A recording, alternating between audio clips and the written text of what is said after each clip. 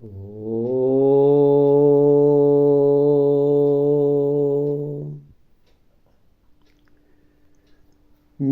ನಾನು ತಪ್ಪು ದಿನಾಂಕವನ್ನು ಗಣಿಸಿಬಿಟ್ಟಿದ್ದೆ. 11ನೇ ತಾರೀಕು ಅಂಥೇಳಿ 11ನೇ ತಾರೀಕದ ಬರಹವನ್ನು ಹಾಕಿಬಿಟ್ಟಿದ್ದಕ್ಕೆ ಕಾರಣ ಅದೇ ಪುಸ್ತಕ. ಆ ಒಂದು ಪೇಜ್ ಇದರೊಳಗೆ ಮಿಸ್ ಆಗಿಬಿಟ್ಟಿದೆ. 9-10ನೇ ತಾರೀಕದ ಪುಟ ಇಲ್ಲದ ಕಾರಣ ನಾನು ಅದನ್ನು ಗಮನಿಸಲೇ ಇಲ್ಲ. ತಪ್ಪು ನನ್ನದಾಗಿದೆ, ದಯವಿಟ್ಟು ಕ್ಷಮಿಸಿ. ಇವತ್ತು ನಾನು ಯಥಾ ಪ್ರಕಾರ ಜನವರಿ 10ನೇ ತಾರೀಕಿಂದು ಇಂಟರ್ನೆಟ್ನಲ್ಲೇ ಹುಡುಕಿಟ್ಟಿದ್ದ ನಮ್ಮ ಮಗ ಶ್ರೀ ಕೃಷ್ಣಾಜಿ ಅದನ್ನು ಓದ್ತೇನೆ, ಅದರ ಭಾವಾರ್ಥವನ್ನು ಹೇಳ್ತೇನೆ, ದಯವಿಟ್ಟು ಕ್ಷಮಿಸಿ. ಇವತ್ತಿನ ಜನವರಿ 10ರ ಬರಹ, ಅದರ ಶಿರೋನಾಮ ಏನಿದೆ ಅಂದರೆ ಇಂಗ್ಲೀಷ್ನೊಳಗೆ build faster and better through imagination. By some curious mental twist, many of us have come to associate the word imagination with a long-haired poets, artists, temperamental musicians, and other persons of an irresponsible nature. Some of us are so afraid of imagination that we shut our mental door against it and turn the key in the lock. We think it is a sign of weakness to be a dreamer, to see that far vision of what we might be and do. Dreams or imagination has a greater place in the serious affairs of life than it is usually credited with. The men who have done the most for humanity and for themselves have been imaginative men, dreamers with the power and determination to make their dreams come true.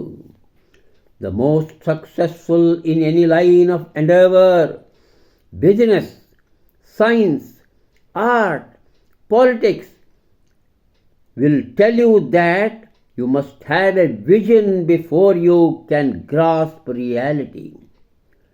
You must be able to see the growth of future years, plan for it, work for it before you can materialize it. It pays to cultivate imagination. It helps us to build faster and better. If one is to accomplish anything in life, one must have a purpose, an ideal, and ideas. The man who does the world most good, the man who helps mankind onwards, upwards, is the man who dreams helpfulness, usefulness, progress, and improvement, and then gets them materialized. Don't scoff at the dreamer, the man with ideas and ideals, for he is necessary to each step of progress that we make. We would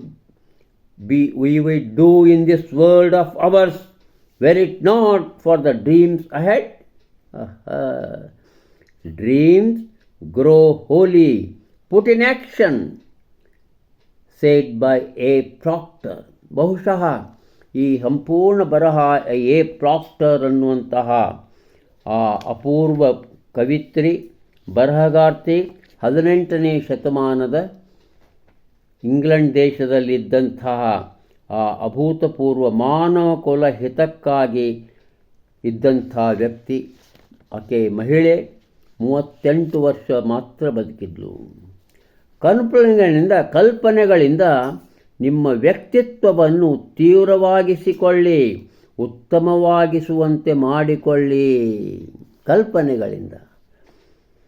ಕೆಲವು ವಿಧಿಷ್ಪ್ರಯೋಗವೆನ್ನುವ ಜನರಿದ್ದಾರೆ, ಇಲ್ಲನ್ನಂಗಿಲ್ಲ. ಉದ್ದುದ್ದು ಕೂದಲ ಬಿಟ್ಟಿರ್ತಾರೆ. ಅವರಲ್ಲಿ ಕವಿಗಳು, ಕಲಾಕಾರರು, ಒಲುವಿನ ಗಾಯಕರು, ವಾದ್ಯ ನಿಪುಣರು ಎಲ್ಲರೂ ಇರ್ತಾರೆ.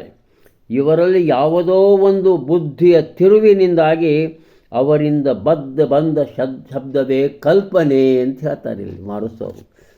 ನಮ್ಮಲ್ಲಿ ಅನೇಕರು ಕಲ್ಪನೆ ಅನ್ನುವ ಶಬ್ದ ಕುರಿತೇ ಭಯಭೀತರು.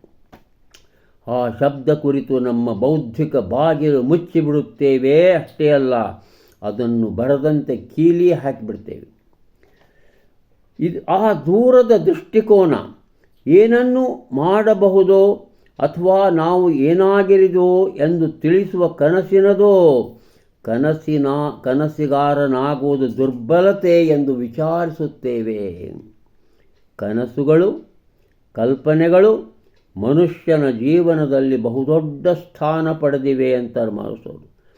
ಅನೇಕ ಜೀವನದ ಗಂಭೀರ ಸಮಸ್ಯೆಗಳು ಇವುಗಳಿಂದ ಸಾಮಾನ್ಯವಾದ ಪರಿಹಾರದ ಗಣ್ಯತೆಯನ್ನು ಪಡೆಯುತ್ತವೆ. ಮಾನವತೆಗಾಗಿ ಹಾಗೂ ಸ್ವತಃ ತಮಗಾಗಿ ಬಹುದೊಡ್ಡ ಸೇವೆ ಸಲ್ಲಿಸಿದ